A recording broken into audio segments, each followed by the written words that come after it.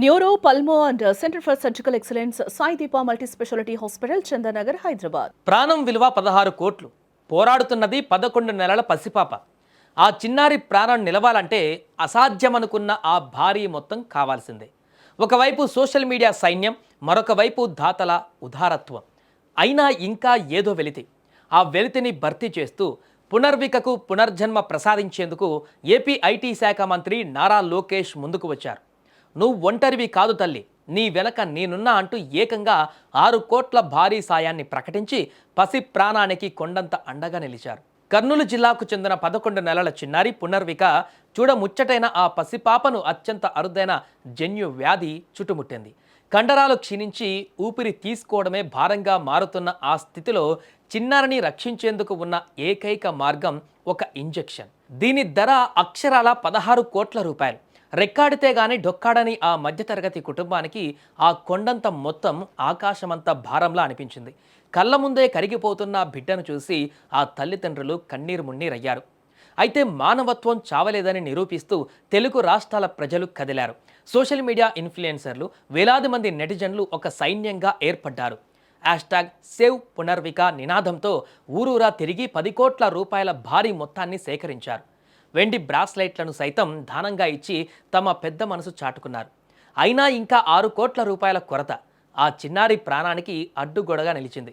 సరిగ్గా ఇదే సమయంలో పునర్విక తండ్రి సురేష్ ఆవేదనను చూసి మంత్రి నారా లోకేష్ చెల్లించిపోయారు. కేవలం ఒక మంత్రిగా కాకుండా ఒక తండ్రిగా లోకేష్ గారు స్పందించిన తీరు ఇప్పుడు చర్చనీయాంశంగా మారింది. ఆ చిన్నారి పరిస్థితిని తెలుసుకున్న వెంటనే ఆయన వెనకా ముందు ఆలోచించలేదు. ఆ 6 కోట్ల బాధ్యత నాదే అంటూ భరోసా ఇచ్చారు. నమస్కారం సార్. గౌరవనీయులైన నారా లోకేష్ గారికి మా విన్నపం ఉంది. నా పేరు జేఎం సురేష్ కుమార్, మా వైఫ్ పుష్పావతి, నా కూతురండి పునర్వికశ్రీ. తనకు వచ్చేసి ఎస్టిమేట్ టైప్ 1 అనే డిసీజ్ ఉందండి, జెనెటిక్ ప్రాబ్లం అంటారు. వచ్చేసి ఈ ట్రీట్మెంట్ మన ఇండియాలో లేదు సార్, ఫారెన్ లో ఉంటుంది అని డాక్టర్స్ చెప్పారు.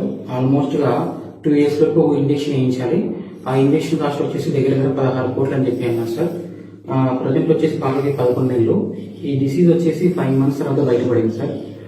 మేము హైదరాబాద్ లో రెయిన్ హాస్పిటల్లో చేయించుకుంటున్నాము. సార్ చెప్పింది ఏంటంటే విత్ ఇన్ ఒక 1 year 1.5 year ఇంజెక్షన్ వేస్తే తను బాగుంటుంది, లైఫ్ టైం తక్కువ ఉంటుంది అని చెప్పారు.